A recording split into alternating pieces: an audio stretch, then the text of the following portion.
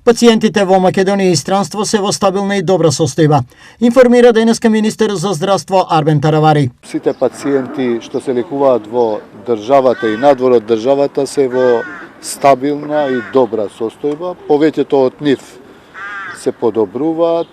Од вкупно 20 што беа критични пациенти, сега денеска констатираме дека се 10 потешки пациенти кои што се повторно и тие се стабилни надвор од животна опасност. Вчера се испишани 3 пациенти, а се планира утре да се испишат уште толку. Од идната недела се надевам дека ќе ви известуваме за колку пациенти си одат дома, си продолжуваат дома во лекување.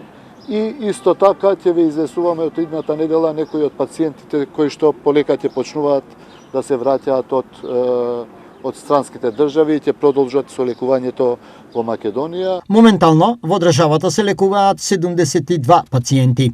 На клинички центар се 34, во 8 септември 15, во градска општа болница 11 и во Штип само 1 пациент.